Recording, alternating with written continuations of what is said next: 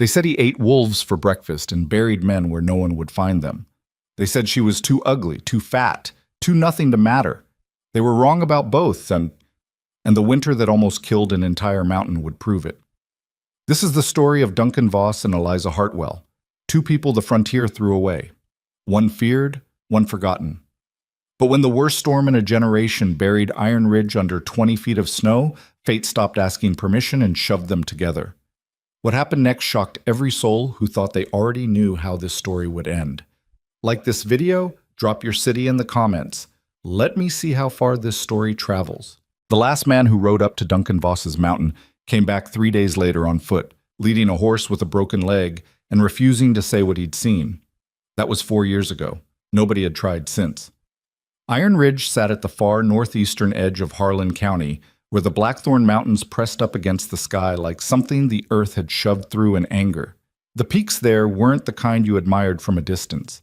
They were jagged and close together, dark with pine and shadow even in summer, and in winter they became something else entirely, something that swallowed sound and light and men who weren't careful. The trails up into the high country turned to ice in October and didn't thaw until May, and even the most experienced trappers in the county gave Iron Ridge itself a wide berth. Too steep, they said, too unpredictable, too cold, too much of Duncan Voss. He'd been up there for 6 years by the time the winter of 1887 arrived, and in those 6 years he'd become less a man and more a story people told.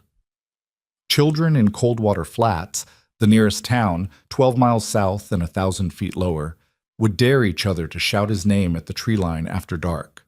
Old women invoked him the way they invoked other things they believed in but couldn't explain.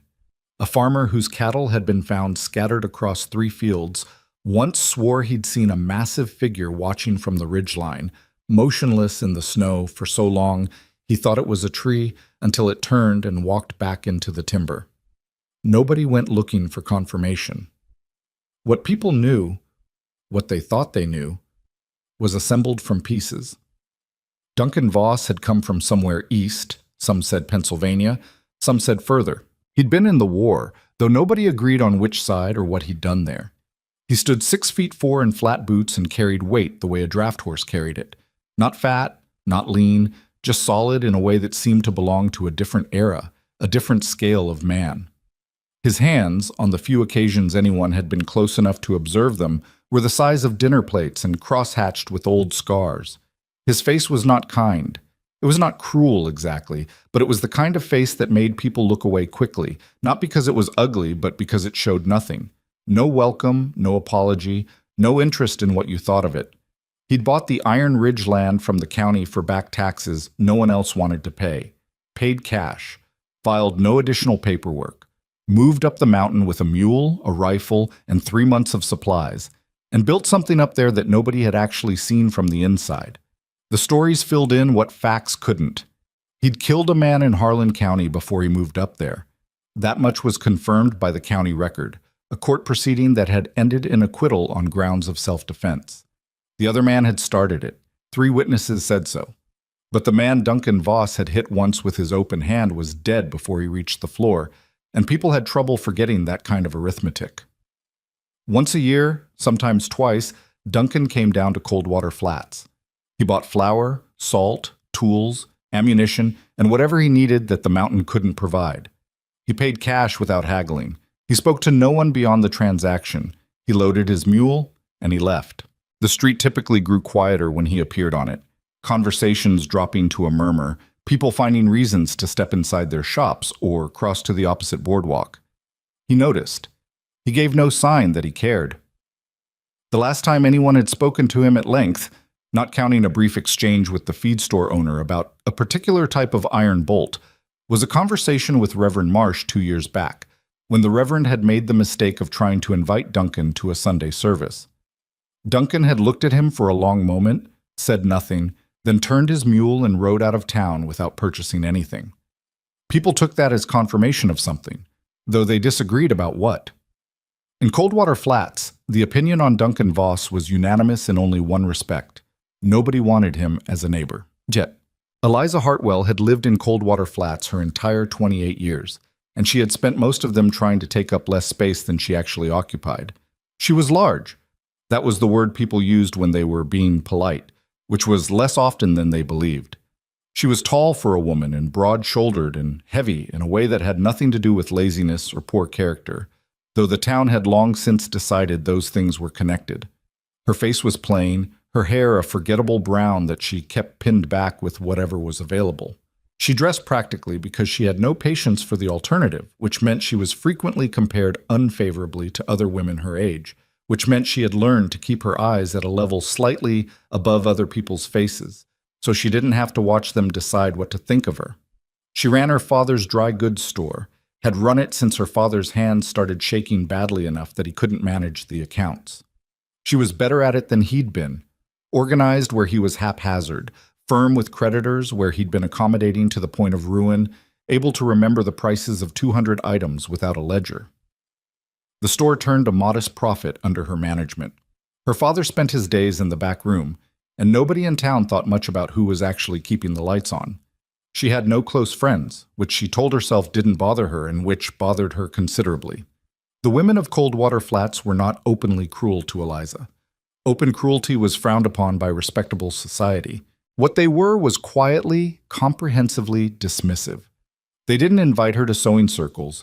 They stepped around her at community gatherings like she was furniture that had been placed inconveniently. They spoke to her about transactions and weather and little else. The few times she'd been included in social events, usually because someone needed an extra body at a table or someone's husband had extended an invitation without consulting his wife, she'd spent the evening watching women she'd known her whole life look past her or through her, and she'd come home feeling like she'd been scraped down to her bones. Men were worse, in their way. Not the older ones, who mostly ignored her. The younger ones, the ones around her age, had a habit of making her the punchline of jokes she was supposed to laugh at. Tom Cutter at the saloon had once made a comment about the floor shaking when she walked, and the men around him had laughed, and she had turned and walked out without purchasing the rye she'd come for, and nobody had apologized or seemed to notice that an apology was owed. She read. She ordered books from the Eastern Catalog, more books than anyone in Coldwater Flats thought was appropriate for a woman running a dry goods store. She read about botany and engineering and the properties of different soils and what made one bridge design stronger than another. She read fiction, too, though she was private about it. She had at some point stopped expecting her actual life to resemble the lives in the books she loved. She'd learned to be useful. That was what the town allowed her, and she'd built her whole identity inside that permission. She was practical, she was capable, she was reliable. She helped organize supply drives and winter preparations, and once, when a chimney fire had spread to 3 buildings on the main street, she'd been the one who'd organized the bucket line while the men were still arguing about where to start. Nobody mentioned that later, not in the way they should have. What she knew about Duncan Voss was what everyone in Coldwater Flats knew. The stories, the whispers, the one confirmed killing, the solitary figure on the mountain. She found him interesting in the same detached way she found most things interesting, as a puzzle, a question without an obvious answer. A man who had chosen to live above the world rather than in it. She understood the impulse in a theoretical way, though she had never let herself indulge it. She did not expect Duncan Voss to ever become any part of her actual life. The October of 1887 arrived cold and mean-tempered, which was not unusual, but it had a quality that the oldest people in Coldwater Flats recognized and the younger ones dismissed. Hector Mills, who was 73 and had lived through the blizzard of 63, stood on the boardwalk outside the feed store one afternoon and looked at the sky for a long time, then came into Eliza's shop and bought twice as much flour and dried beans as he normally purchased. "Stocking up?" Eliza asked. "Wouldn't hurt to," he said. She ordered extra supplies from the regional depot that week, enough to last into February. Her father called her overly cautious. 2 of the farmers on the southern edge of town laughed about it when they heard. The first serious snow came in early November. Not the worst, but enough to close the northern passes 2 weeks ahead of schedule.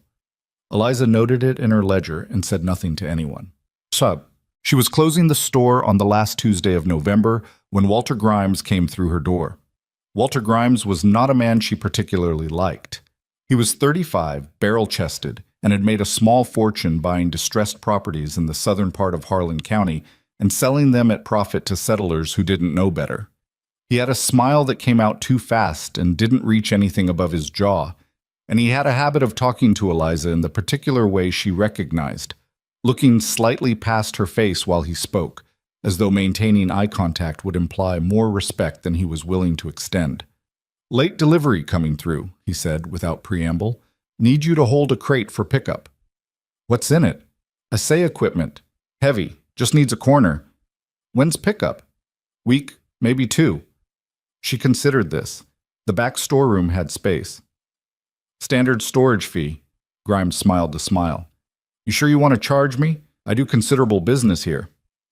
"Standard storage fee," Eliza said again, the same tone, looking directly at him. He paid the fee. She wrote the receipt. He left without thanking her. She thought about the assay equipment for a moment after he was gone. Assay equipment meant mineral testing. Mineral testing in Harlan County meant somebody was looking at the mountains for something other than timber. She filed the thought away and went back to counting inventory. The second serious snow came on December 3rd, which was, by 2 weeks, the earliest a storm of that magnitude had arrived in 30 years. It came down out of the north without much warning. The sky went from overcast to white in about 4 hours, and by evening, the main street of Coldwater Flats had disappeared under 14 inches. The temperature dropped to something that made the cold physical and present rather than just uncomfortable. Pipes froze. A family on the eastern edge of town discovered their root cellar had flooded and frozen solid, taking their winter vegetables with it. 3 horses at the livery were found dead the next morning, not from cold but from panic. They'd broken through a fence post and gotten their legs tangled in the wire. Coldwater Flats shifted into the contracted, careful mode that winter demanded, and people stopped talking about anything that wasn't directly related to survival. Eliza's store became a gathering point, not because she invited it, but because she had supplies and a warm stove, and people came in on various pretexts and stayed longer than their stated business required. She let them. She sold at fair prices and didn't gouge even when she could have, though she noted privately that several of the people currently standing in her warm store were the same people who'd ignored her at the autumn social 3 months ago. She said nothing about that. On December 7th, Duncan Voss came down the mountain. She almost missed him. She'd been in the back, working through an invoice, when the bell above the door rang and she came out front to find him standing in the middle of her store, trailing snow and cold air, occupying more physical space than anyone she'd ever seen in that room. Her first coherent thought was that he was real. This seemed like a strange thing to think about another human being, but she'd heard so many stories for so long that she'd half expected him to be smaller than the legend. He was not. He was exactly the size the stories suggested, and up close the impression was not of danger, exactly, but of solidity, like being near a stone wall that had decided to stand upright. His coat was heavy canvas, dark with moisture from the snow, and it had been repaired in several places with careful stitching. His boots were good quality, well maintained. He had a beard that had gone past respectable into something territorial, dark going to gray at the jaw, and his eyes were a pale gray blue that read as cold until she looked directly into them and found they were actually just watchful. He looked around the store without hurrying, taking inventory without being obvious about it, the way someone did when they'd made a habit of understanding the layout of a space before committing to being in it. "Supply run," he said, to no one in particular. "That's what I'm here for," Eliza said. He looked at her. Not through her, which was unusual, not the fast assessment and dismiss she was accustomed to. He just looked, the way he'd looked at the store, cataloging. "You're Hartwell's daughter." "I'm Eliza Hartwell. I run this store." Something shifted in his expression, barely perceptible. Not quite respect, but its precursor. "Right." He had a list, written in a clear, angular hand on a piece of brown paper, and it was a serious list, not a week's provisions, but several weeks, including things like extra lamp oil and 2 grades of rope and a quantity of dried meat that suggested he was anticipating supply disruption. Eliza filled the order methodically, working through the shelves, noting what she had and what she'd have to substitute. "I can get you the standard hemp rope," she said, "but not the braided, not in that quantity. Would 3-ply work?" "What do you have for load?" "Rated to 400 pounds. It's been sitting, so I'd test it before you trust it." He considered that. "That'll do." She was measuring out the rope when he said, without particular inflection, "Storm's not done." She looked up. "I know. The one that came in last week, it split. Eastern half is sitting up over the Blackthorn right now, waiting." She stopped measuring. "How long?" He shrugged. "Week, maybe less. When it comes, it'll come hard." He paused. "You should know that." She returned to the rope. "I ordered extra supplies in October." "I know," he said. "I watched the wagon come up from the depot, wondered who'd been thinking ahead." She didn't know what to do with that, so she finished the order and totaled the bill, and he paid in silver, which she hadn't expected, and she wrote his receipt and handed it across the counter, and their fingers didn't quite touch but almost did, and she was aware of it in a way she hadn't anticipated. He loaded the supplies onto the mule he'd left outside. She watched through the window, noting how he distributed the weight, which was not the way most men did it, which suggested he'd done it a lot and thought about it. Then he left, moving up the main street through the falling snow, and Eliza stood at her window for longer than she needed to. Two of her regular customers who'd been browsing and pretending not to watch exchanged a look she caught in the window's reflection. She turned around. "Need help finding something?" she asked them pleasantly. Neither of them mentioned Duncan Voss by name. The second half of the storm arrived on December 13th, and it was a different animal entirely from the first. It came in overnight, and by the time Coldwater Flats woke up to it, the situation had already progressed from difficult to something else. 2 feet of new snow on top of the existing accumulation, and a wind that came off the Blackthorn with enough force to collapse the roof of the McCready barn before noon. The temperature dropped in a sustained, deliberate way, not the sharp plunge of the first storm, but a slow descent that suggested it intended to stay. Within 24 hours, the access road south, the only reliable route out of Coldwater Flats, was impassable. The mail rider who tried it turned back after 2 hours and arrived at the depot frostbitten and missing his hat. The North Road had been impassable since early November. Coldwater Flats was, functionally, alone. The town handled the first week adequately. People had supplies, not everyone as many as Eliza, but enough. The community hall became a gathering point for families with inadequate heating, and the general spirit was cooperative if tense. Eliza kept her store stocked and priced fairly and stayed open longer hours than she needed to. By the second week, the mood had changed. The Flemons family, 6 people, the oldest child 12, had lost most of their winter stores to a pipe burst that flooded the cellar. The Kerr brothers, who'd spent the autumn expanding their property instead of laying in supplies, were running short on firewood and had already cut down 2 fence posts for fuel. The old part of town near the creek was flooding with snowmelt and refreezing in dangerous configurations, blocking access to half a dozen houses. Eliza organized a rationing system, which nobody had asked her to do, but which people accepted when she explained it at the community meeting because it was logical and because she'd come with the numbers already worked out.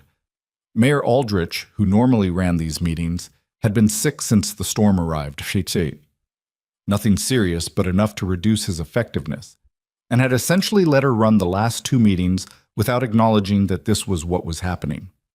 Tom Cutter said something at the second meeting, something about how it was interesting that the one calling the shots lately was the one who'd had to order double supplies because she ate double, which landed with a laugh from 2 or 3 of the men near him and silence from most everyone else. Eliza had looked at him for a moment. "You're through your firewood by the end of this week," she said. "I've allocated you a cord from the reserve pile. You're welcome." She looked back at her notes. Next item, the flooding on Creek Street. Tom Cutter said nothing else at that meeting. That night, in the back of the store, she sat with her ledger and her lamp and worked through the numbers, and she was fine. She was perfectly fine. Until she wasn't. And then she put the ledger down and pressed the back of her hand against her mouth for a minute and breathed carefully, and that was the extent of it. She picked the ledger back up. The numbers were still there, still correct. She finished the accounting and banked the lamp and went to bed. It was the 16th day of the storm when the message came. She was in the middle of the morning rush. Everyone wanting something, the store crowded and warm and smelling of wet wool and wood smoke, when young Billy Aldrich came crashing through the door, red-faced and breathing hard. "There's a family up on the North Creek Road," he said, loud enough that the whole store heard. "The Taggart family. Roof collapsed last night. They've been walking since dawn." Eliza set down the canister she was holding. "How many?" "4, parents and 2 kids. Youngest is maybe 5. "Walking in this?" somebody said from the back. "Where are they now?" Eliza asked. "About 2 miles out. Tom Garrett saw them from the ridge and came back to tell." The store was quiet for a second. The North Creek Road was not a simple 2 miles. It went through exposed terrain, no shelter, and the temperature was sitting around 4 degrees. "I'll take the Henderson sled," said Frank Myers, who was a good-natured man and large enough to manage the trail. "You'll need 2 people," Eliza said. "I'll go." Several things happened at once. A couple of people started to object, someone made a sound that wasn't quite a laugh, and Frank Myers turned to look at her with a complicated expression. "Eliza, the North Creek Road is—" "I know what it is," she said. "I helped survey it in '84. Get the sled. I'll get blankets and food." Frank Myers, to his considerable credit, did not argue further.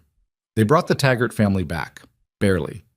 The youngest child had stopped crying, which was a bad sign that Eliza recognized from her reading and Frank Myers recognized from experience, and they worked quickly and without drama, getting everyone into the sled and covered and moving. The father had frostbite on 3 fingers. The mother had been holding the children against her body the whole walk and was exhausted past the point of speaking. The older child, a boy, maybe 10, looked at Eliza with the direct, unsentimental gaze of a child who has been genuinely frightened and is trying to decide whether the danger is past. "You're okay," Eliza told him, and she meant it the way you meant things when you'd already done the math and confirmed them. He nodded. He believed her.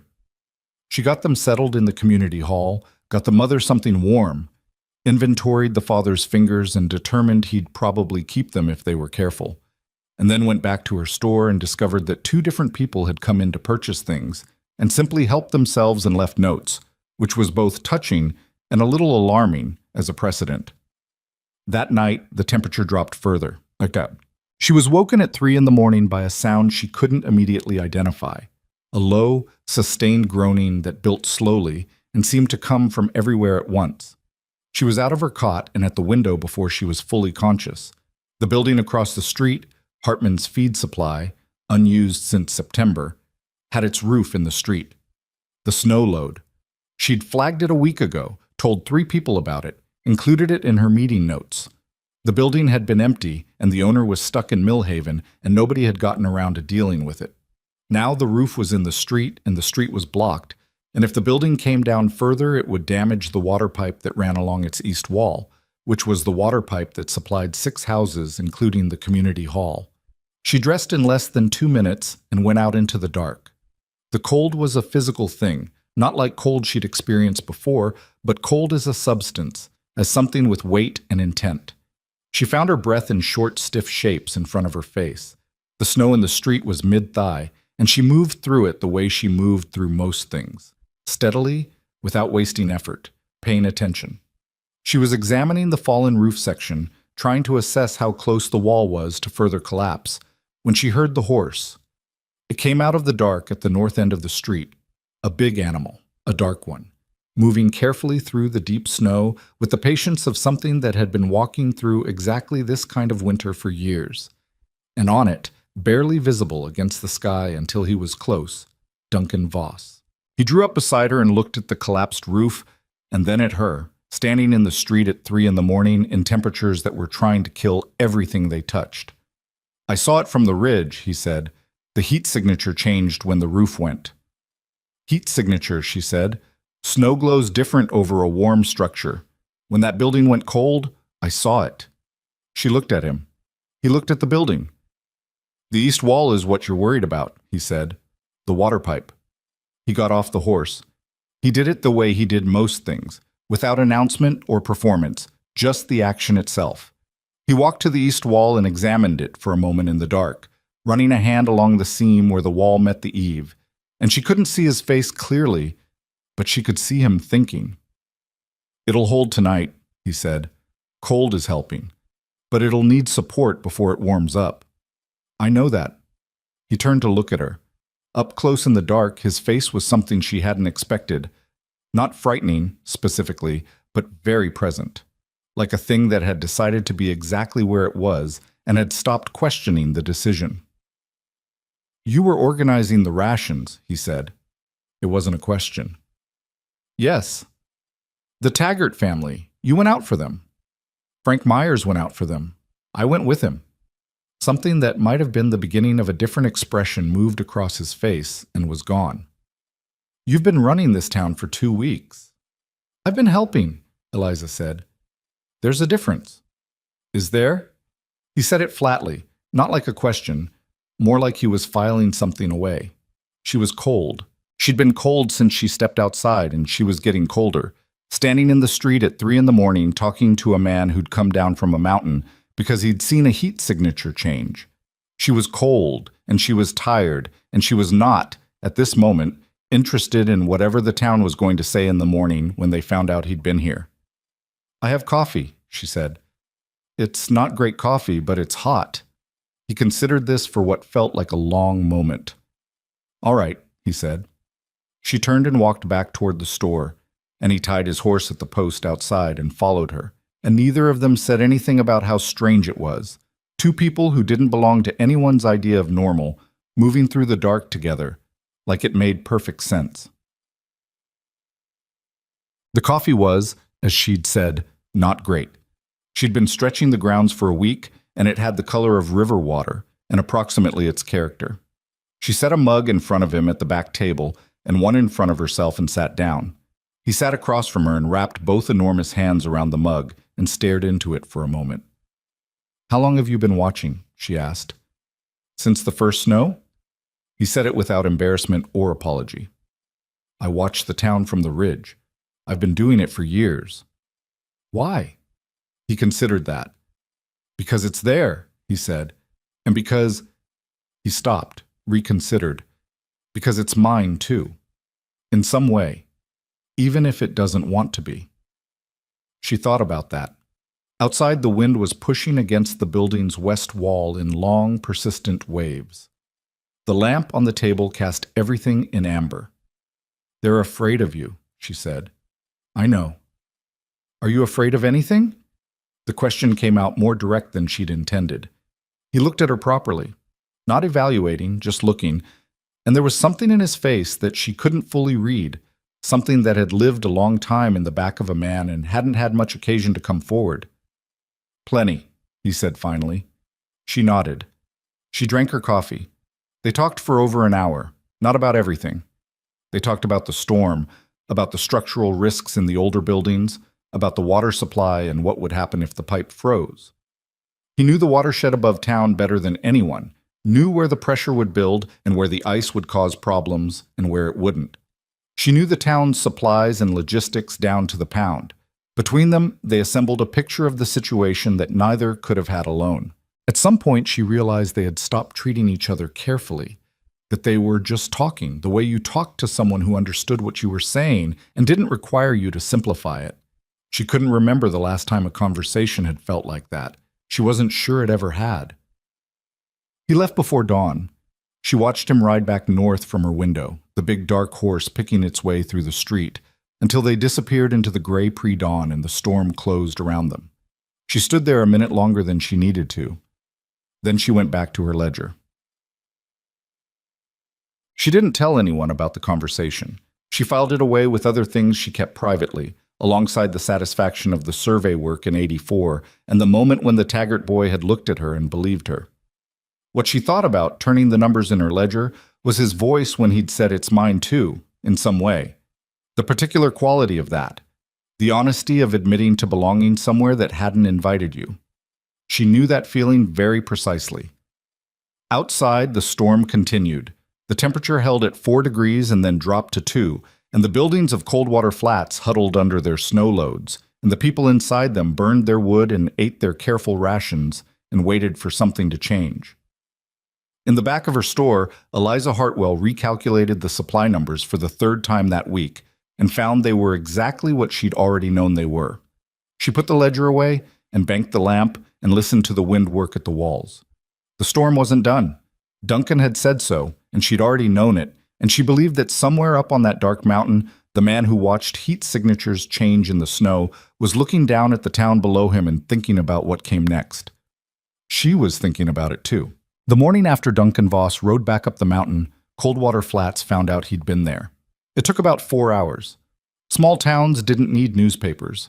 They had windows, and they had Mabel Krause, who lived across the street from Eliza's store and had the particular gift of being awake at hours when respectable people weren't. By the time Eliza opened her doors at 8, 3 separate people had already asked her about the large horse tied outside her store before dawn, and by noon the story had completed its first full circuit of the town and was working on its second. The version that circulated was not entirely inaccurate. It had Duncan coming down in the middle of the night, which was true. It had him inside Eliza's store for an extended period, which was true. It had Eliza letting him in, which was also true. What it added, what small towns always added, because facts alone were never quite satisfying enough, was a quality of recklessness to the whole thing, an implication that inviting Duncan Voss into your building after dark was the kind of decision you made when your judgment had wandered off somewhere and hadn't come back. Tom Cutter said at the saloon that evening that it figured, that Eliza Hartwell would take what she could get, that when a woman couldn't do better, she'd settle for dangerous, which was apparently considered a fine joke. Eliza heard about it secondhand from Frank Meyer's wife, who told her with the uncomfortable expression of someone delivering news they wished they didn't have. Eliza thanked her and went back to stacking flour sacks and thought about Tom Cutter for exactly long enough to feel the anger clearly, and then she filed it in the same place she filed most of what the town said about her, somewhere accessible but not in the way. What she kept thinking about instead was the conversation itself. The specific quality of being listened to. The way Duncan had asked questions and then actually waited for the answers. He came back down 4 days later. Not at 3 a.m. this time, mid-afternoon, the sky flat and white, the town muffled under a fresh 8 inches that had fallen the night before. He came to the store, which was crowded, and the crowd got quieter when he walked in, and he either didn't notice or had long since decided not to, which amounted to the same thing. Eliza was behind the counter. He walked to the counter. Several of the people already in the store found reasons to stay. "The east wall on Hartman's building," he said. "Temperature's going up 2 degrees tonight. It won't hold through the thaw without bracing." She'd been thinking about this already. "I know, I need someone who can handle that kind of work." "I can handle it." The store was quite quiet. Someone near the back shuffled their feet. "I don't have much to offer in exchange," she said. "I'm not asking for anything in exchange." She looked at him. He looked back. He wasn't performing anything. No generosity, no heroics, just a man stating a fact about a thing that needed doing. "All right," she said. "Tomorrow morning?" "Tonight's better. Before the temperature shifts." She untied her apron. "Let me get my coat." She heard behind her as she moved toward the back room the specific sound of people exchanging glances. She didn't turn around. But they worked on the Hartman building until after dark, which meant they worked by lantern light in temperatures that were trying to climb toward a degree above freezing and not quite getting there. Duncan knew timber work the way he knew most things, practically, without ceremony, without explaining every step, but also without shutting her out when she asked. She held braces and handed tools and asked questions when she needed to, and he answered them directly, and the work got done. "How did you learn this?" she asked at one point.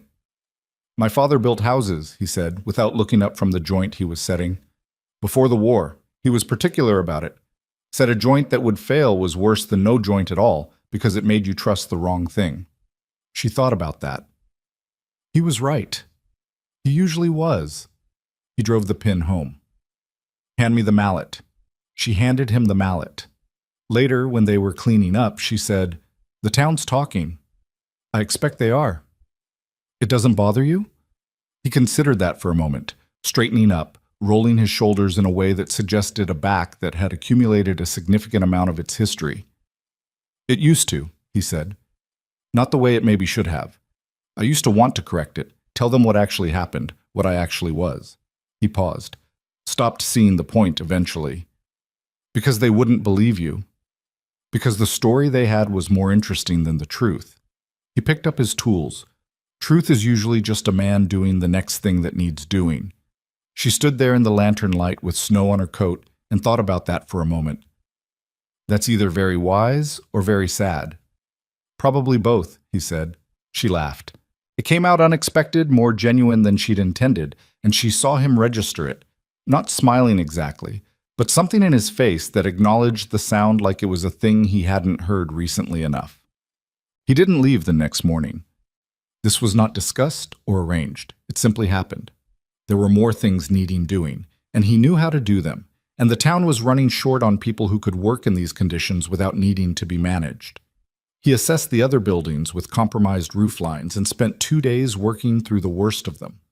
He showed 2 of the younger men, including, with apparent equanimity, Tom Cutter's nephew, how to properly distribute the snow load on a low-pitched roof without causing secondary collapse. He didn't ask for payment. He didn't ask for thanks. What he got instead was a complicated silence. People accepted his help the way you accepted help from something large that might be dangerous, carefully, without making direct eye contact, never quite saying the thing they were actually thinking. Eliza watched this from the edges and understood it precisely. She'd spent her whole life in a version of that silence, on the other side of it. On the 3rd evening, he came to the store again after his work was done. She had coffee ready, which she told herself was only practical since she'd had it on anyway, and he sat at the back table and she sat across from him and they talked through the remaining structural concerns and then somehow kept talking after the structural concerns had been resolved. He asked about the survey work she'd mentioned. You actually helped survey the North Creek Road? In '84. The county surveyor was a man named Pilson who knew the instruments and knew nothing about terrain. I'd been reading about triangulation I ordered a book from Boston, secondary texts on Gunter's chainwork. She paused. He needed someone who could think about the actual ground, not just the numbers. My father vouched for me. I think Pilson expected to humor me for a day and send me home. What happened? I found a 200-foot grade error in his preliminary calculations that would have put the road through a seasonal flood basin. It would have washed out every spring. She said it without particular pride, just recounting.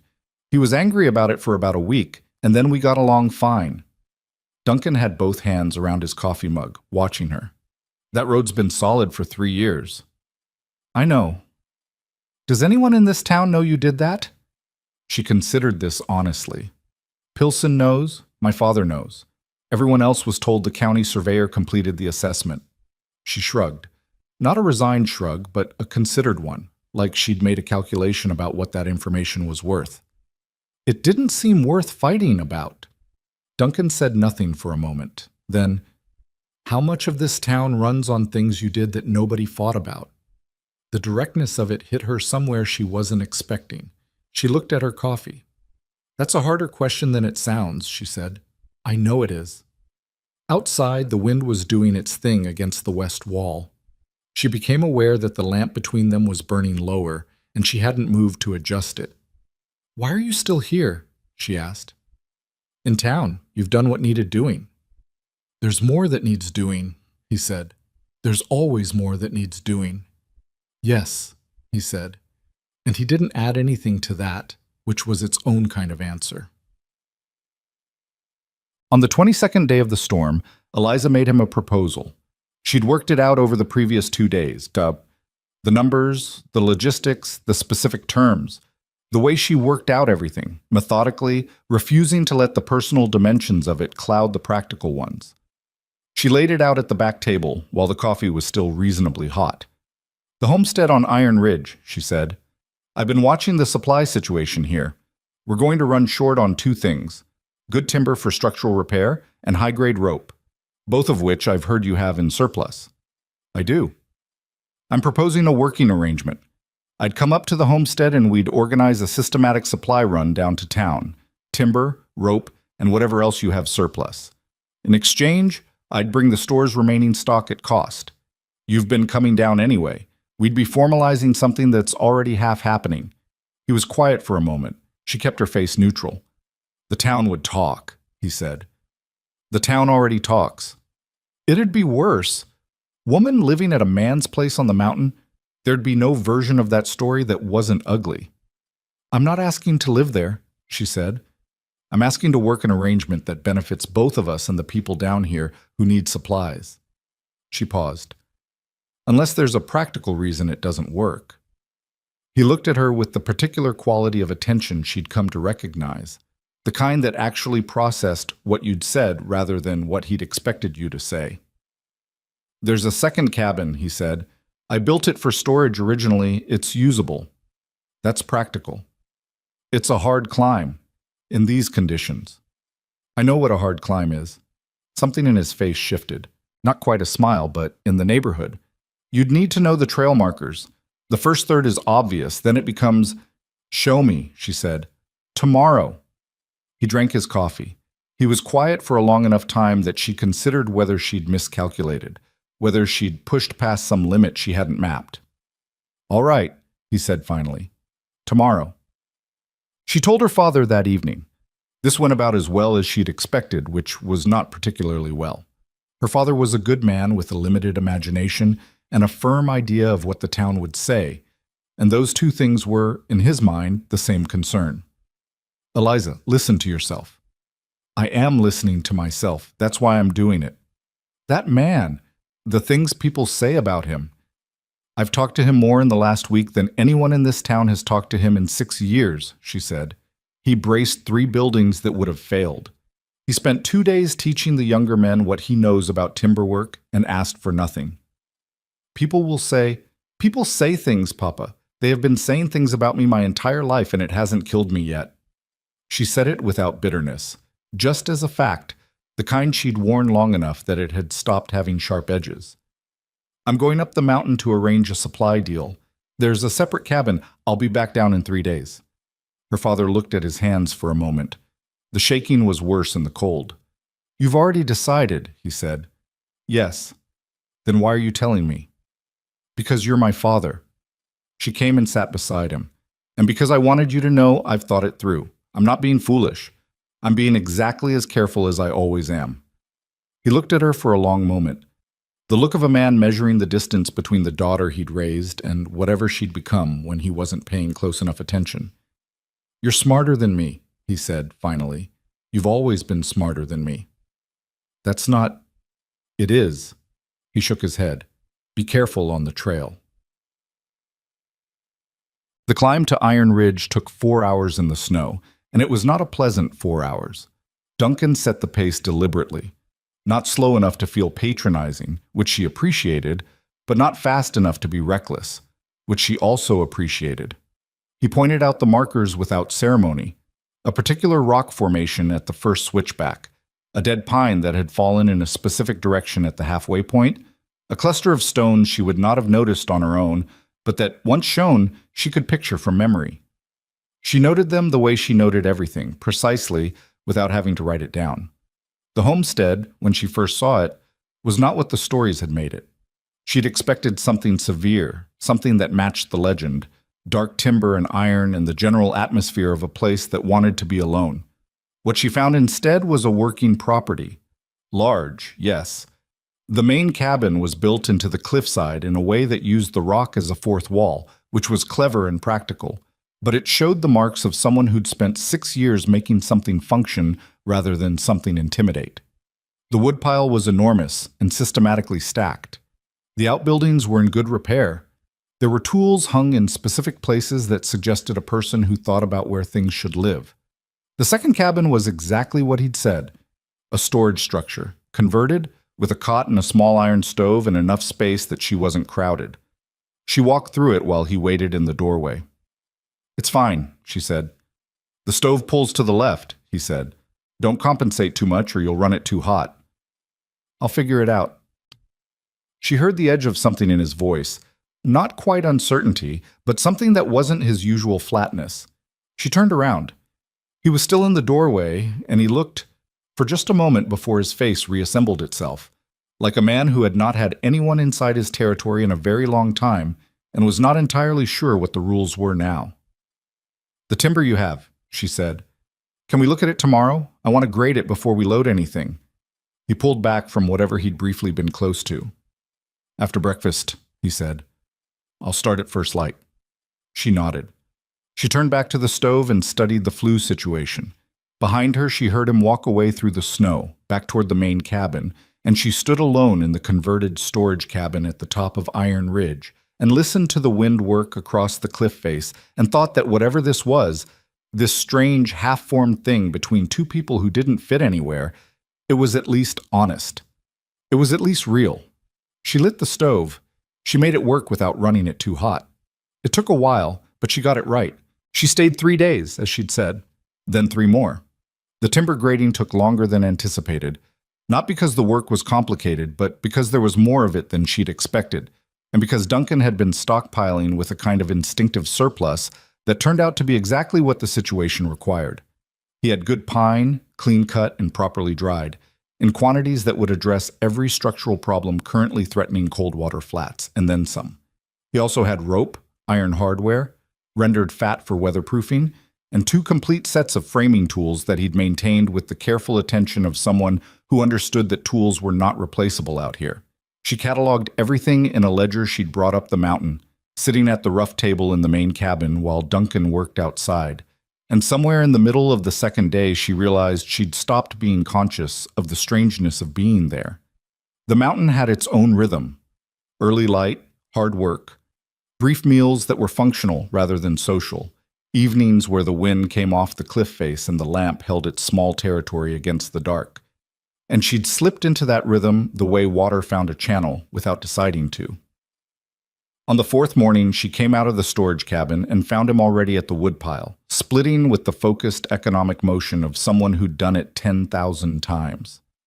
He didn't stop when she appeared. She went to start the coffee, which had become, without discussion, her task, and she thought about the fact that they'd developed a division of labor without negotiating it, the way 2 people did when they were paying attention to each other. She was not, she told herself, reading anything into that. On the 6th day, they loaded the first sled. The reception in Coldwater Flats was exactly what she'd known it would be, and still managed to be worse than she'd prepared for. The supplies were needed. Nobody could argue with that, and nobody tried. The timber went to the 3 buildings still at risk, and 2 of them were braced before nightfall, and that part was straightforward. What was not straightforward was everything else. The looks that followed her through town, the conversations that stopped a beat too late when she walked past, the particular quality of silence that meant people had been talking about her and had not finished. Her father said nothing pointed, but he watched her face when she came home and she could see him calculating. Tom Cutter said something at the hardware store. She didn't hear the exact words, she was half a block away, but she heard the laughter that followed it, and she recognized the specific pitch of that laughter. The kind that meant a woman's name had been used as the punchline. She went home and wrote in her ledger and did not let herself think about it until she was done, and then she let herself think about it for approximately 5 minutes, and then she stopped. What she kept returning to, against her better instincts, was the fact that the 6 days on the mountain had been the least lonely she'd felt in years. That was a problem. She was aware it was a problem.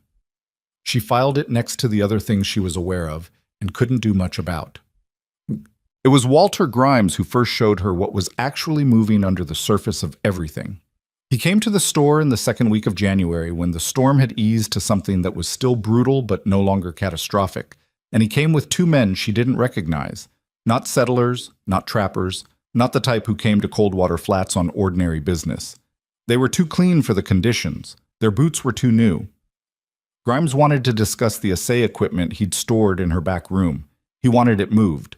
Tonight, he said, which was unusual, and he wanted it moved to the old Dennison property on the north edge of town, which was more unusual.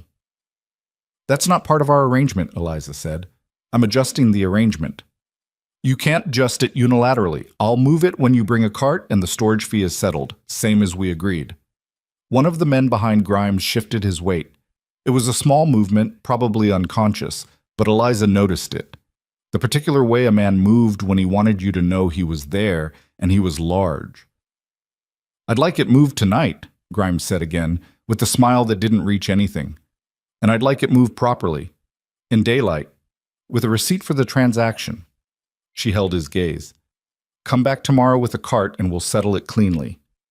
Grimes looked at her for a moment, not angrily, which would have been easier to read, but with a kind of flat assessment that she found more uncomfortable. Then he said, "Fine," and left. She spent the next 20 minutes finishing a customer's order and making herself not think about the interaction, and then the customer left and she went to the back storeroom and looked at the crate. Assay equipment. She told herself a story about what that meant. Mineral survey, prospecting, the ordinary ambitions of a man like Grimes who made money finding the gap between what land was worth and what people thought it was worth. But the two men with him had not been surveyors.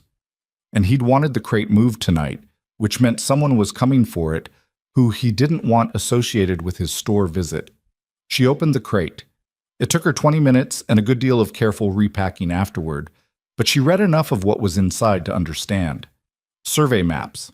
Detailed ones, far more detailed than any ordinary prospecting survey. Geological assessments. A letter, typed, from something called the Harlan Resource Syndicate, addressed to Grimes, referencing acquisition targets and a timeline for the spring thaw. The acquisition targets were listed by parcel number. She knew the Harlan County parcel records from her survey work in '84. She didn't need the ledger to match the numbers. Iron Ridge was at the top of the list. She made the climb the next morning, alone, in conditions that were technically manageable and practically miserable. She knew the markers now. The rock formation, the dead pine, the cluster of stones. And she followed them without slowing, and she arrived at the homestead breathing hard with ice in her hair and her coat stiff with frozen moisture from the lower switchback, where the wind came sideways off the cliff. Duncan was splitting wood. He stopped when he saw her face. "Inside," she said. She told him what she'd found. All of it, sequentially, without editorializing. She was good at this. Presenting information in a form that let the other person assess it themselves, rather than handing them the conclusion and asking them to accept it. She'd learned it from the survey work, from the ledger keeping, from years of being the person in the room whose analysis was accepted only when she could prove it couldn't be argued with. Duncan listened without interrupting. He sat across the table with his hands flat on the surface and he listened. When she finished, he was quiet for a long moment. "Grimes?" he said. "He's the local face. The letter was from the syndicate. I don't know who that is above Grimes." "I've seen the survey stakes," Duncan said, "on the east slope, below the second ridge. I thought they were old boundary markers. Went back 2 weeks ago, and they weren't old. They were new pine, driven in the fall." She hadn't known that. "They've been planning this since before the storm." "The storm was useful to them," he said. "A town in crisis is a town not paying attention." She thought about Grimes's timing, arriving during the worst of the weather, storing equipment in her back room where nobody would think twice about a crate, the men he'd brought who were the wrong kind of men for this kind of country. "They'll move fast when the thaw comes," she said. "The letter mentioned spring." "There's iron ore under this ridge," Duncan said. "Deep deposits, not surface. You'd need to know what to look for. I found a vein 3 years ago, didn't tell anyone. Didn't seem like my information to share." He paused. "I should have." "You couldn't have known. I should have thought about what men like Grimes would do with that information if they found it themselves." He stood up, moving to the window, looking out at the cliff face and the gray sky beyond it.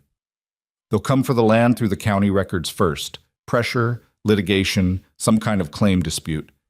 If that doesn't work," he stopped. "If that doesn't work, they'll make it difficult to stay," Eliza finished. "That's a polite way to say it."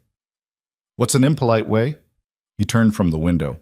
"They'll burn something, or drive off stock, or find a man to say something in front of the county judge that sounds like testimony." His voice was flat, not theatrical. The flatness of someone reciting not possibilities but experiences. "I've seen it done. It's not complicated. You find the pressure point and you push." She looked at him. "What's your pressure point?" He said nothing for a moment. Then, "I don't have much of a reputation left to damage, but I have this land." He looked at the walls of the cabin, the cliff face through the window. 6 years. Everything I built." "Then we document everything," she said. "The survey stakes, the crate contents, the letter. We get it to the county seat before spring. The road won't be clear until March. The road won't need to be."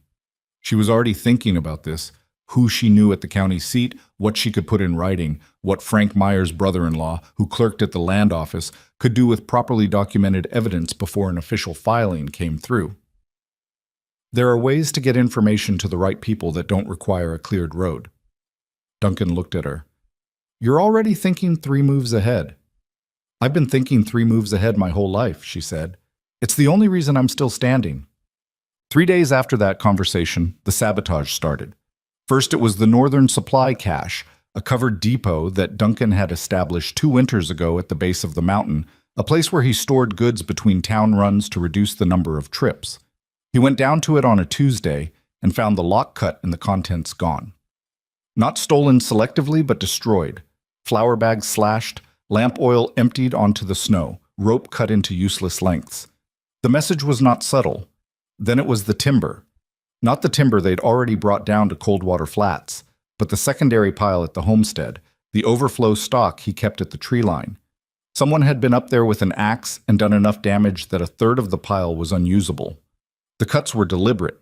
Not the random damage of an animal or weather, but clean diagonal strikes to the load-bearing sections. The kind of damage that wouldn't be immediately obvious if you were loading in a hurry. Duncan showed Eliza without comment. She examined the cuts without comment. They both understood what was being communicated. They have someone on the mountain, she said. More than one.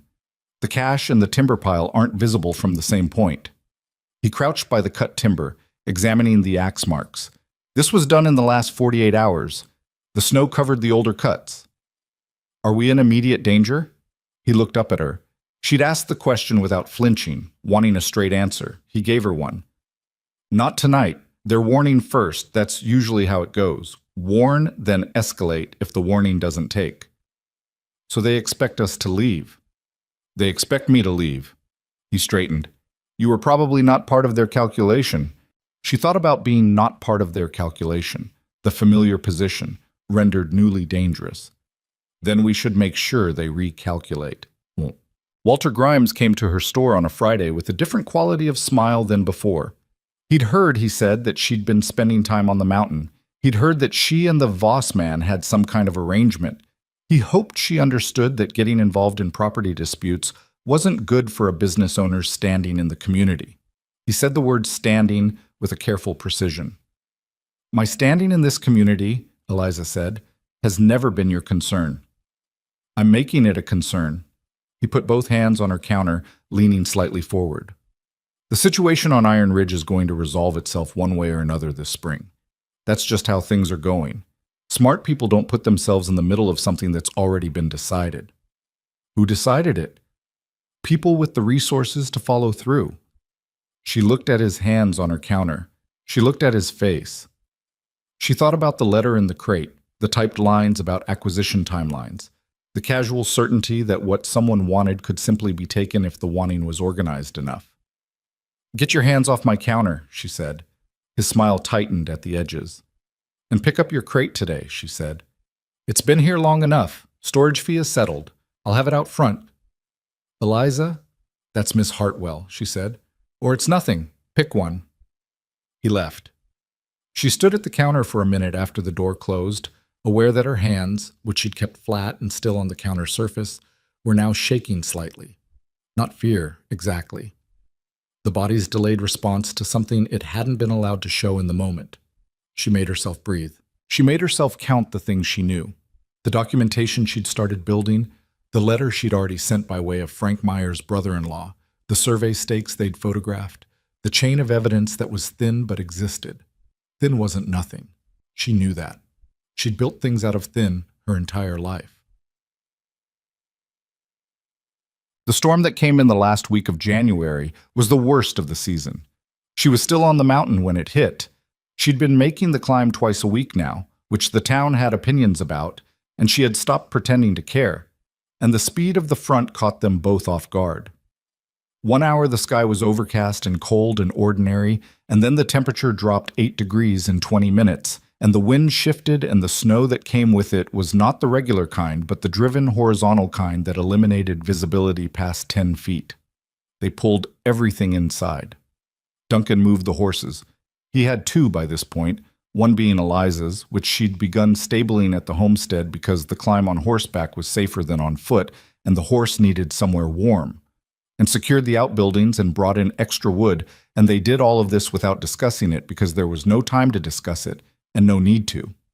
Inside, with the storm doing what it was doing to the world outside the walls, she sat at the table and worked through the supply situation, and he sat at the other end and sharpened tools, and neither of them spoke for a while. And it wasn't uncomfortable. That was the thing she kept noticing. The way that should have been strange wasn't. "They'll move when this breaks," she said eventually. "I know. The escalation. What you said about pressure points. What comes after warning?" He set down the file he'd been using. He looked at her across the table with the careful, direct quality that she'd come to understand was what honesty looked like on his face. "In my experience, they find someone to make a legal claim, something disputed about the original deed, something about unpaid taxes, something that puts you in front of a county judge where they know the clerk and you don't. And while that's going through, which takes months, things get difficult on the property. Animals disappear, equipment fails. People who might help you hear things that make them reconsider. And if you fight the legal claim, then things get worse than difficult." He was quiet for a moment. "I've been here before. Different mountains, different men." She waited. "Before I came here," he said, "there was a property in eastern Harlan, before the county absorbed it. I had a partner, a man named Cole, a good man, better than most I've known. We built something there, 2 years of work." He stopped. "The men who wanted the land got a local drunk to sign a competing deed claim. By the time we proved it was forged, Cole had been beaten badly enough that he couldn't work the property anymore. We won the legal case." He looked at the table. "Cole walked with a limp after that. Last I heard, he'd gone east." She heard what was underneath that story. The particular damage of winning when winning came too late, when the real cost had already been paid. "That's not happening here," she said. "No, it's not." He looked up. "Because this time I'm not waiting for the legal system to move at its own pace." "What are you waiting for?" "I'm not waiting for anything," he said. "I'm asking." She held his gaze. "I can't do what you do," he said. "The documentation, the letters, the county records. I don't have the credibility with the right people. I'm the man everyone in Coldwater Flats crosses the street to avoid." He said it flatly, without self-pity. "But you have that access. And I know this mountain. I know what they're going to try, and where they'll come from, and what the terrain will do to their plans if we use it right." Outside, the storm was pressing against every wall simultaneously. The lamp shifted in a draft from somewhere. "You're asking me to stay," she said. "I'm asking if you're willing to fight." The difference between those two questions was small enough that she chose not to address it. "Tell me what you know about the East Slope," she said, "and the terrain between the second ridge and the county road." He reached for a piece of paper. He started drawing. She moved her chair around to his side of the table so she could see the lines as he made them, and they bent over the rough map together while the worst storm of the decade tried to make decisions for them from outside and didn't manage it. The storm broke on a Wednesday, and by Thursday morning the syndicate's men were on the mountain. Duncan had expected them to wait longer, to let the snow settle, to move with more caution. He'd underestimated their timeline, which he acknowledged to Eliza without making it into more than it was. "I thought we had another week," he said, standing at the window of the main cabin watching the tree line at the eastern approach. "We don't." There were 6 of them, that first count, moving in 2 groups through the lower timber, not trying to hide particularly, men who expected their numbers to make concealment unnecessary. They had rifles, which was expected, and 2 of them were carrying something else, something in canvas wrapping that Duncan identified from the window before Eliza could ask. "Survey equipment," he said, "official looking. They're going to plant stakes and take photographs and create a record that says this land was disputed before any judge sees the paperwork." "They can't do that if we're standing on it," she said. "That's exactly right." They went out to meet them. What happened in the next 20 minutes was not a fight, technically. It was a confrontation, 2 parties facing each other on a snow-covered slope. Words exchanged, positions stated. The man leading the syndicate's group was not Grimes. Grimes, Eliza had already understood, was not the kind of man who appeared at the difficult part of his own plans. The leader was someone she didn't know, a man named Calloway, broad and calm in the particular way of someone paid to be calm in uncomfortable situations. Calloway told Duncan, politely, that he had documents indicating a prior mineral rights claim on the Iron Ridge parcel, filed at the county seat the previous October, and that as a representative of the Harlan Resource Syndicate, he was authorized to conduct a physical survey of the contested area. Duncan said, equally politely, that Calloway was standing on private property and could leave the way he came. Calloway said the claim was filed properly and the survey was a legal proceeding. Eliza said she had a copy of the original deed recording, the tax payment history, and a letter from the county land office confirming no prior mineral claim existed on this parcel as of November 15th, which was 3 weeks after the date Calloway's document allegedly carried. Calloway looked at her. It was the kind of look men like him gave to women who said things they hadn't prepared for. Not angry, not respectful, just recalibrating. "The filing is legitimate," he said. "Then it'll survive a review by the county recorder," she said. "I've already requested one. The request went out 10 days ago by private courier, before the last storm." She paused. "I'd be careful about placing any survey stakes up here before that review is completed. Anything placed on disputed land before a recorded resolution could be considered evidence of bad faith in the proceeding." She said this the way she said most things, evenly, without heat, making it sound like information rather than threat. Calloway looked at her for another moment. Then he looked at Duncan. Then he looked at his 6 men and their canvas-wrapped equipment. "We'll be back," he said. "The review should be complete by mid-March," Eliza said. "You're welcome to come back then." They left. Duncan waited until the tree line had swallowed them before he said anything. When he did, he said it quietly and without theatrics. "You don't actually have a review request in." "I will," she said. "By tonight." He looked at her. "I know what I need to write," she said. "I just needed to say it first so they'd believe it."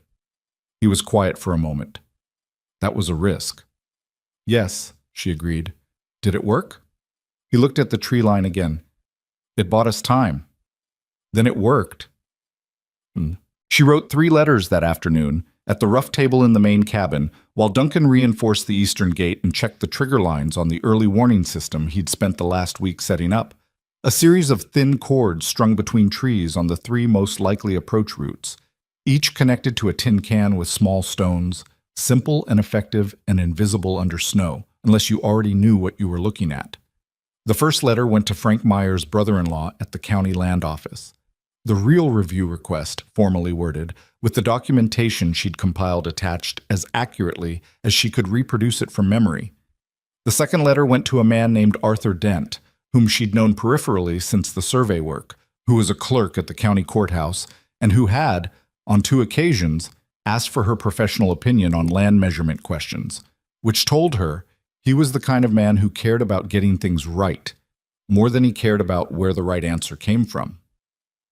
The third letter she addressed to the Harlan County Register, which was a small newspaper of limited circulation, but the kind of limited circulation that landed on the right desks. She wrote it carefully, not accusatory, not editorializing, just a precise account of the sequence of events, the crate, the letter she'd read, the survey stakes, the visit from Calloway's men. She wrote it in the third person, as though reporting on someone else's experience, because she knew that a woman writing in the first person about being threatened was a story people could dismiss, while the same facts presented as objective record were harder to wave away. Duncan came in while she was finishing the third letter. He read over her shoulder without asking permission, which she'd noticed was his habit. Not invasive, just incurious about social conventions that seemed arbitrary. "The newspaper?" he said. "Yes." "That makes it public." "That's the point." He straightened up. "Once it's public, they'll stop being polite about it." "They were never polite," she said. "They were just quiet." She folded the letter. "I'd rather fight something I can see." He considered this. She could feel him working through the implications, not arguing, just stress-testing the logic. It was something she'd come to understand about how he thought. He didn't push back reflexively. He actually checked the structure before he committed to it. "The Eastern approach," he finally said. "If they come back in numbers and they're not being careful anymore, That's where they'll come from. There's a natural choke point about 200 yards down where the trail narrows between the rock outcrop and the ravine edge. I remember it from the climb. If we can hold that point, we can hold the mountain, but it needs two people, one watching the northern cut trail in case they split. Then we need help, she said. Asking Coldwater Flats for help was not straightforward. She'd known it wouldn't be. The town's feelings about Duncan Voss were not a simple thing that could be resolved by listing his good deeds. Feelings that had calcified over years didn't dissolve because the facts changed. And the town's feelings about her judgment, about her choices, about what the months on the mountain meant about her character, were something she'd have to walk back into without knowing exactly what she was walking into. She went down on Saturday, alone. Duncan offered to come, and she told him no, not yet, because his presence would put people on the defensive before she'd had a chance to say anything. She went to Frank Myers first because Frank Myers was a decent man who had come with her for the Taggart family and who had, in the intervening weeks, shown himself to be the kind of person whose decency was not entirely contingent on what was convenient. She told him everything: the syndicate, the mineral deposits, the forged filing, Calloway, the letters she'd sent. She told it straight, the way she always did, without asking him to feel anything in particular about it. Frank Myers listened. He asked 2 questions, both practical, both good. Then he said, "What do you need?" "I need people who can hold a position on a mountain trail and not panic," she said. "How many?" 4 would do it. 6 would be better. Frank nodded.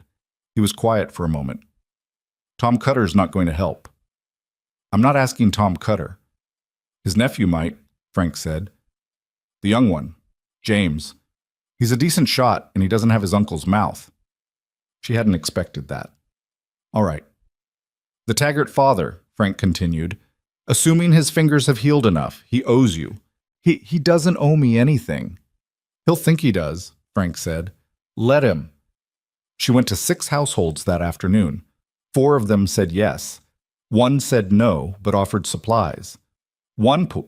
Old Hector Mills, who'd bought double flour in October, and who had, she now understood, known exactly what the winter was going to be.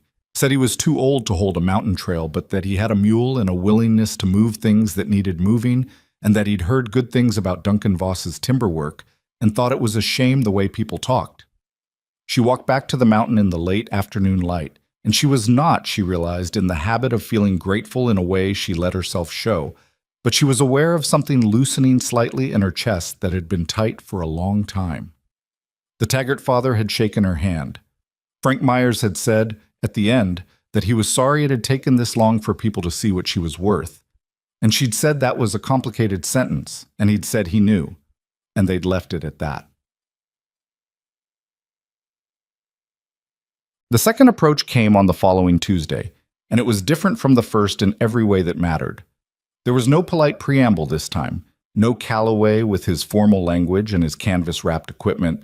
The men who came up the Eastern Trail before dawn, 8 of them, she counted later from the positions, came with the specific intent of doing enough damage to the property to make continued occupation unreasonable.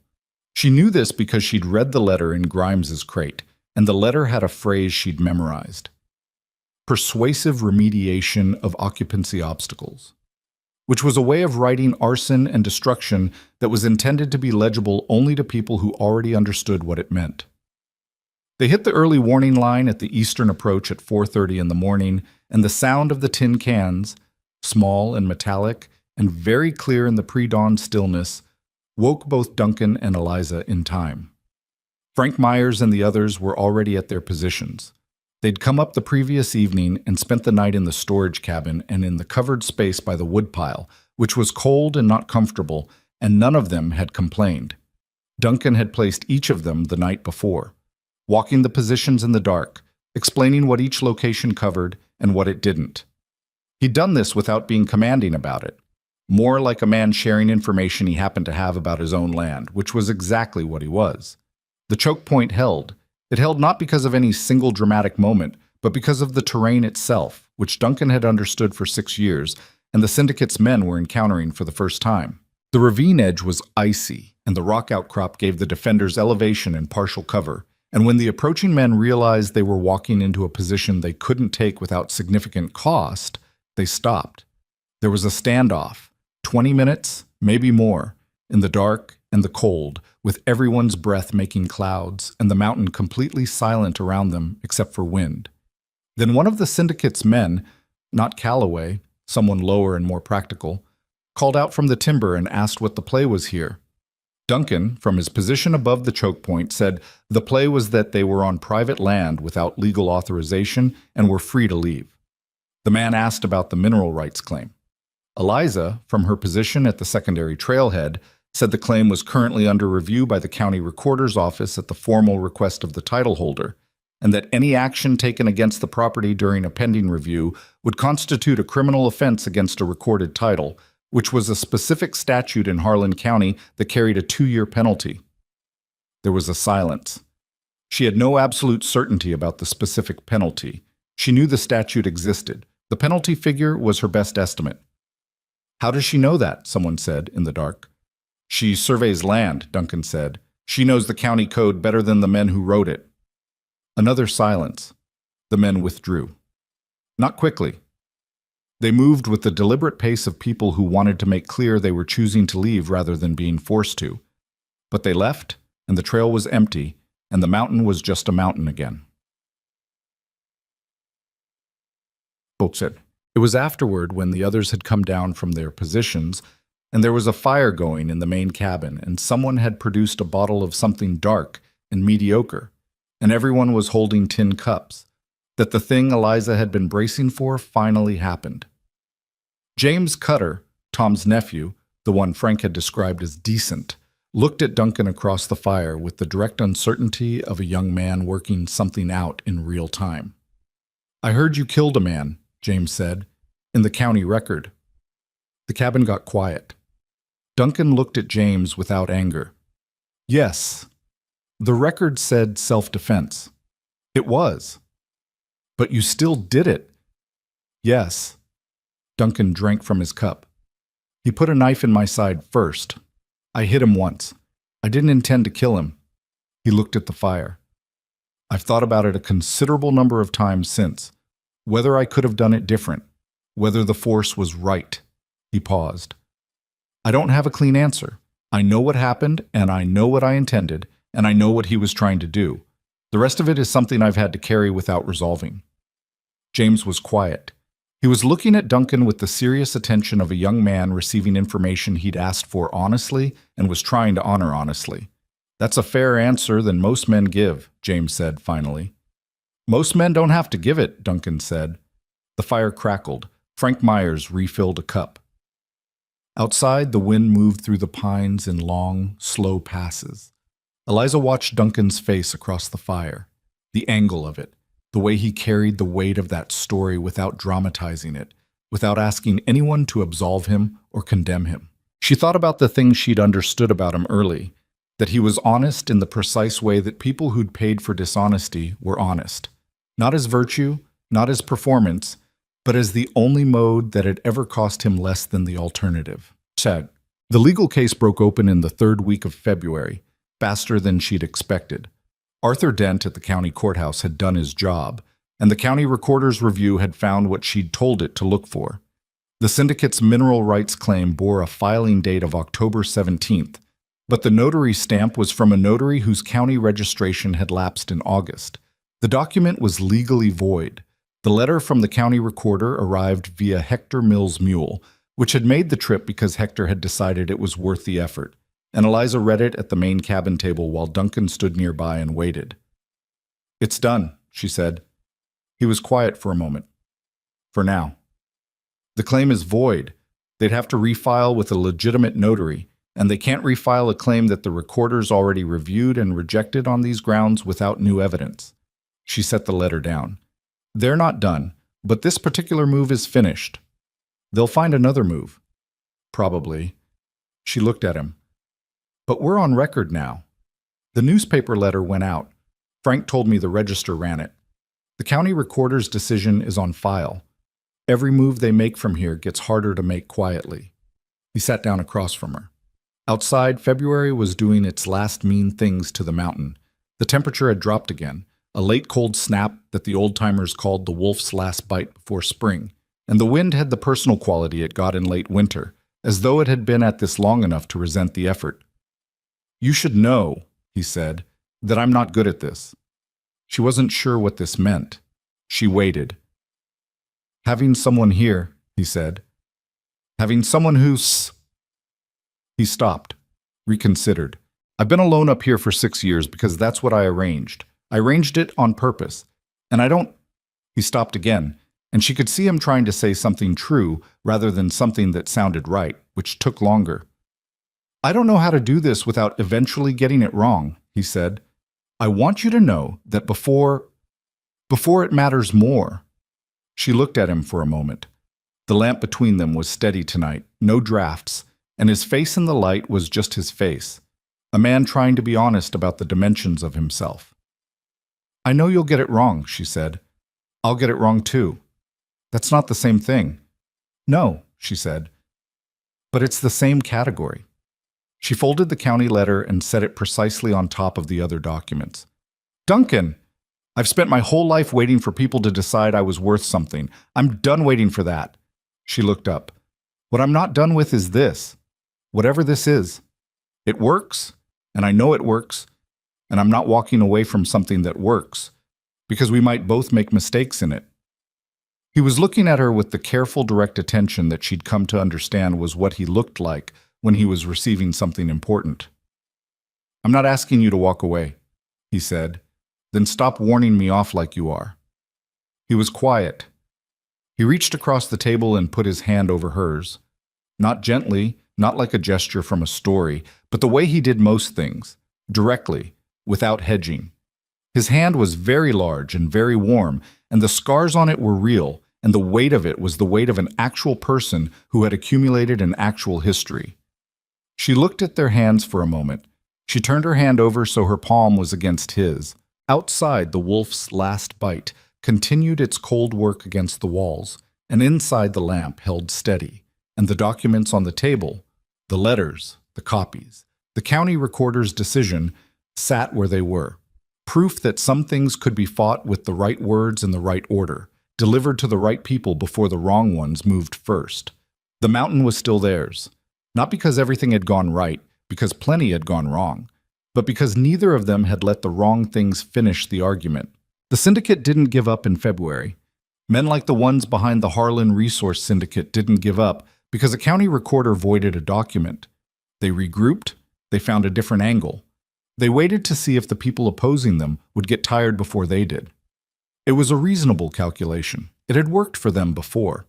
What they hadn't calculated was Eliza Hartwell with 4 months of documented evidence and a specific talent for making information land in front of the right people. The second legal maneuver came in early March, a civil claim filed by a syndicate attorney in Harlan County Court, alleging that the original Iron Ridge deed transfer had been improperly recorded due to a clerical error in the parcel description, specifically a transposition in the boundary coordinates that placed approximately 40 acres of the eastern slope in a disputed zone.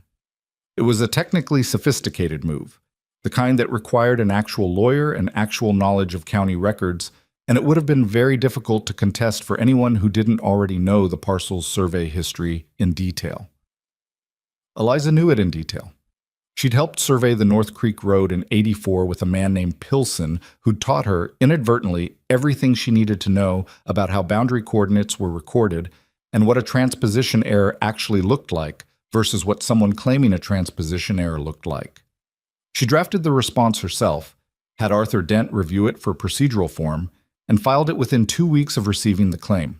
The response included the original triangulation data from the 1881 county survey, a precise explanation of why the alleged coordinate transposition was mathematically impossible given the watershed markers that predated the deed by 30 years, and a copy of a letter from Pilson himself, whom she'd written to in January, long before the civil claim arrived, because she'd understood that the survey data might become necessary, and Pilson was the kind of man who kept his records. The syndicate's attorney withdrew the claim in April. Walter Grimes left Coldwater Flats sometime in the last week of March, quietly, with a wagon and 2 hired men and no announced destination. Nobody saw him go. Someone found his rented house empty on a Monday morning, and that was the end of his presence in the county as far as anyone knew. Eliza heard about it from Frank Myers and felt less satisfaction than she'd expected. Not because he didn't deserve consequences, but because his leaving was not the same as consequences, and she understood the difference. Calloway and his men never came back to the mountain. The syndicate itself, the actual entity, the people at its top who had typed that letter about acquisition timelines and persuasive remediation, those people were not immediately visible or immediately reachable. That troubled her. She wrote one more letter to Arthur Dent asking whether there was a mechanism for a county recorder's decision to be forwarded to the state land office, because she suspected the syndicate's operations extended beyond Harlan County, and she was not interested in winning one battle while they set up the next one elsewhere. Dent wrote back that there was such a mechanism and that he'd already initiated it on his own judgment, which told her something useful about Arthur Dent. It wasn't a complete victory. She was clear-eyed about that. The syndicate existed somewhere beyond the reach of what she and Duncan could document from a mountain in Harlan County, and whether the state land office would do anything meaningful with the forwarded records was a question she couldn't answer. The ore under Iron Ridge was still there. Other men with other timelines would look at maps eventually. But the immediate threat was finished, and the record existed, and that was not nothing. She'd learned a long time ago to take what she'd actually won without holding it against reality for not being more. Spring came to Iron Ridge the way it always did at elevation. Reluctantly, in stages, with false starts that got your hopes up and then retreated without apology. The snow on the upper slopes didn't leave until May. The lower trails were clear by mid-April, which meant the road to Coldwater Flats was reliable again, which meant the long isolation of winter officially ended. She'd been on the mountain, by that point, for most of 4 months. She hadn't made a formal decision about this. It had happened the way the division of labor had happened, the way the coffee in the mornings had happened, through accumulation of small choices that each made sense individually until she looked back and saw they'd added up to something larger. She kept the storage cabin. She went down to town 2 or 3 times a week to manage the store, which her father had been running in her absence with more competence than she'd expected and considerably more creative accounting than she'd have permitted. She corrected the accounts. She went back up the mountain. Nobody in Coldwater Flats said anything directly to her face about this arrangement, which she attributed partly to the events of February. People who'd spent a night on a cold mountain trail holding a position tended to reconfigure their assessments of the people they'd held it with, and partly to a general exhaustion with the winter that had left the town less interested in other people's business than usual. Tom Cutter had been quieter since February. She didn't know exactly what had shifted for him, and she didn't especially care to investigate it. He still looked past her face when he spoke to her. He'd stopped making jokes she was supposed to hear. Frank Myers' wife had invited her to supper twice. She'd gone once. It had been fine. Not transformative, not the sudden flowering of long-denied friendship. Just 2 adults eating a meal and talking about things that weren't the winter or the syndicate. She'd come home afterward and sat with the feeling of it for a while, which was what she did with things she wasn't sure how to process. It had been fine. Fine was something. Her father had stopped asking when she was coming home. She understood from this that he'd made peace with an answer she hadn't formally given him. He was a good man. He'd always been a good man. He'd also spent 30 years not quite seeing her clearly, which were not contradictory facts, just ones that needed to exist alongside each other. She was, at 28 years old, in the process of deciding what her life was actually going to be. Not the life she'd managed within other people's permissions, but the one she chose on her own terms, in the full knowledge that it was strange and incomplete and probably going to involve continued difficulty. She was doing this the same way she did everything, methodically, without sentiment, paying attention to what was actually in front of her rather than what she wished were there. What was actually in front of her, most mornings, was Duncan Voss making coffee badly and splitting wood with the focused economy of a man who'd been doing it his whole life and had stopped thinking about it as effort. He asked her in May, on a Tuesday, which was not a significant day in any other respect. They were working the eastern slope, the part that had been disputed, the 40 acres with the alleged coordinate transposition, doing the work that the winter and the conflict had delayed. Clearing deadfall, checking the drainage channels that ran down from the upper snowpack, assessing what the season had done to the trail. It was unglamorous work, the kind that accumulated in the background of a property while the dramatic events occupied the foreground. He'd been quiet most of the morning, which was not unusual. Duncan's silences had their own gradations that she'd learned to read. There was the silence of concentration, the silence of tiredness, and the silence that meant he was working up to saying something he hadn't found the right form for yet. She was pulling a section of deadfall clear of the drainage channel when he said, behind her, "I want you to stay." She stopped what she was doing. She didn't turn around immediately. "You're staying now," he said. "I know that. I mean, I want you to stay as a thing we decide, not something that just happened." She set the branch down. She turned around. He was standing with his axe at his side, and his expression was the one she'd learned meant he was saying the exact thing he meant rather than a version of it, which cost him something visible. "You mean permanently," she said. "Yes. Partners." He held her gaze. "That's one word for it. There are others." She looked at him. A man standing on the slope of his own mountain in May mud, with calloused hands and a face that had never been particularly interested in what the world thought of it, asking her to stay in the specific, unvarnished way he asked for everything. Not prettily, not with the language of a man who'd rehearsed the moment, but in the plain words of someone who'd decided what he wanted and was choosing to say so. She'd spent most of her adult life accommodating other people's comfort with her presence, making herself easier to accept, smaller than her actual dimensions, less than her actual capability. Not from weakness. She'd never confused accommodation with weakness, but from the practical understanding that the world she lived in had a shape, and she had to move through it. The world she lived in had changed. "I'm not easy," she said. "I have opinions about things, and I don't stop having them when they're inconvenient. I keep accounts on everything. I will always read the ledger." "I know that." "I'm not—" She stopped. "The things they say about me. The things they've always said. That doesn't go away because we won a legal case." "I know that too." "Then why—" "Because you're the only person I've met in 6 years on this mountain who looks at a problem and sees the actual problem," he said. "And because you stayed when you didn't have to. And because the version of me that talks to you is better than any other version I've got." He stopped. Something moved across his face that she recognized as the specific discomfort of a private man saying things that hadn't been said aloud before. "And because I've been alone for a long time, and I know the difference now."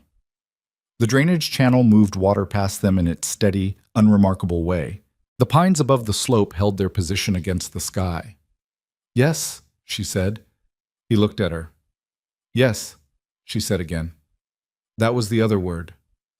They came down the mountain together on the Saturday before the end of May, which was the day Coldwater Flats held its annual spring market, the first real gathering of the community after winter, the occasion where the town shook off the cold season and remembered itself as a collection of people rather than a series of isolated households surviving in parallel. She had not planned to make any particular statement. She'd planned to attend the market because it was the market, because her store had goods to move, because her father would be there, and she'd promised him supper.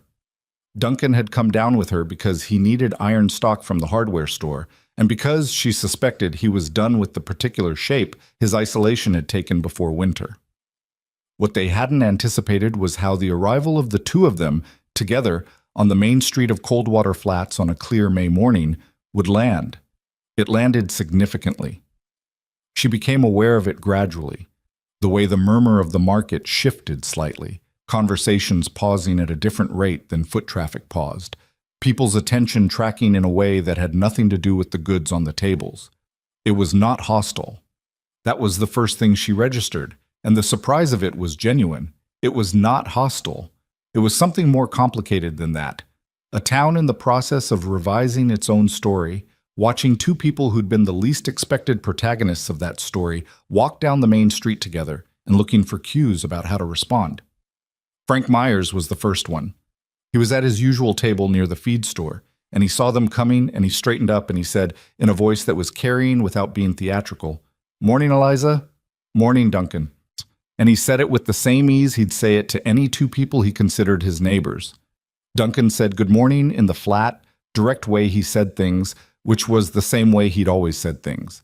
and nothing about it was different except that a man who'd spent 6 years being the town's convenient monster was saying it, and Frank Myers was responding like a man talking to another man. James Cutter was there. He nodded at Duncan from across the market with the nod of someone who'd spent a night on a mountain trail and arrived at his own conclusions about the person beside him. Duncan nodded back. Old Hector Mills, who was sitting on the bench outside the hardware store the way he'd sat on that bench since before Eliza was born, looked at them both and said, "Good to see you down," to Duncan and to Eliza. "Those extra supply orders you made in October. You saved this town and nobody said so proper. I'm saying so now." Eliza looked at him for a moment. "Thank you, Hector," she said. "Don't get soft about it," he said. "I'm just stating fact." He went back to watching the street. Her father found her near the dry goods table, and he shook Duncan's hand without the complicated expression he'd been wearing since December, which was either because he'd made peace with things, or because the winter had worn away the energy required for the complicated expression, and she didn't need to know which. Tom Cutter was there. He was at the far end of the market, and she saw him see her and see Duncan, and she watched him make the calculation that everyone makes when the story they've been telling about someone turns out to be wrong in a way the whole town has noticed, whether to revise openly or to pretend the revision had always been the position. He looked away. She was fine with that. Some things didn't need resolution, they just needed to stop. Duncan made a decision near midday that she hadn't known he was going to make. He went to Mayor Aldrich, who had recovered from his winter illness and was managing the market with the slightly self-important air of a man reclaiming a function he'd ceded without meaning to. He spoke to Aldrich for about 5 minutes. She was too far away to hear it. She watched Aldrich's face and saw it move through several things before arriving at something that looked like, reluctantly, assent. Aldrich called the market to attention in the way he always did, which was by standing on the hardware store's front step and speaking loudly enough to cover the crowd. "Before we close out the morning," Aldrich said, "Duncan Voss has something he wants to say." She had no idea what was coming. Duncan was not a man built for public address. He stood in front of the crowd with the stillness of someone who'd decided to do an uncomfortable thing and was going to do it at the same pace he did everything else. He looked at the faces in front of him. The people who'd avoided him, told stories about him, taught their children his name as something to be afraid of, and he didn't appear to need anything from them. "Most of you know who I am," he said, or the version of it that went around. "I've been up on that mountain for 6 years, and I've let the stories run because I didn't see the point in correcting them." He paused. He was not a man who used pauses for effect. This one was just him finding the next true thing. "I see the point now." The market was quiet in the particular way of people who are paying genuine attention. This winter, this town needed help, and a woman in it gave it. Organized the supply rationing. Went out in conditions that should have kept everyone inside to bring a family back from the North Creek Road.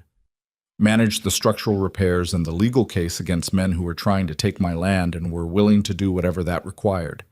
He looked at Eliza directly, without embarrassment. She did all of that. I helped where I could. The capability was hers. Eliza was looking at him and not thinking about whether people were looking at her. She was just looking at him. "I came down today to say it in front of people," he said, "because she deserved to have it said where people could hear it." He stopped. That's all. He stepped back. The market was quiet for another beat. Then Hector Mills from his bench made a sound of general agreement that was not quite applause but carried the same weight, and Frank Myers did something similar, and the crowd shifted and redistributed itself the way crowds did when a particular tension had been resolved and people were ready to go back to their regular business. She walked to where he was standing. "You didn't need to do that," she said. "I know I didn't need to," he said. "It's going to make things complicated." "Things are already complicated," he said. "I'd rather they be complicated in the right direction." She stood there in the May light on the main street of the town she'd grown up in, surrounded by people she'd known her whole life, and she thought about the particular mathematics of the past 6 months. What had been lost, what had been damaged, what had been built out of circumstances that weren't supposed to add up to anything good. She thought about the lamp in the back of her store at 3 a.m, and a man who had come down from a mountain because he'd seen a heat signature change. She thought about bad coffee and survey stakes and county recorder decisions and a drainage channel in May mud. She thought that the world had a shape, and she'd spent her life moving through it, and it was possible. She was allowing herself to believe this now, carefully, without sentimentality, that the shape had changed. Not because the world had suddenly become fair, it hadn't. The syndicate was still somewhere, with its capital and its attorneys and its long memory for properties it wanted. The road south was clear now, but it would close again next winter. People in Coldwater Flats would talk, would always talk, would find new versions of old stories to tell. Her body was what it was, and the world's opinion of it was what it was, and neither of those things had changed because a man had stood on a hardware store step and said she'd done good work. But she was standing on the main street of her town on a clear morning in May, next to a man who had chosen her, not settled for her, not made the best of a bad situation, but looked at the full inventory of who she was and chosen her. And that was not nothing. That was, in fact, quite a lot. That was the whole thing, maybe. Not a perfect life. Not a story that had gone the way anyone planned. Not two people who were easy or uncomplicated or without the accumulated damage of being exactly themselves for a long time. Just two people who had looked clearly at each other in the middle of a difficult winter and decided that what they saw was worth the choosing. She put her hand in his on the main street of Coldwater Flats, and he held it the way he held most things, steadily, without making a performance of it, like a man who had decided where he was and had stopped questioning the decision. The market went on around them. The spring light was the specific clear quality it had at elevation when the last of the winter finally finished its argument and let go. Somewhere on the mountain above them, the drainage channels they'd cleared ran cold water down through the thaw, and the eastern slope dried slowly in the sun, and the cabin they'd built their strange, unplanned, improbable life inside held its position against the cliff face exactly as it had been built to do. Imperfect, permanent, theirs.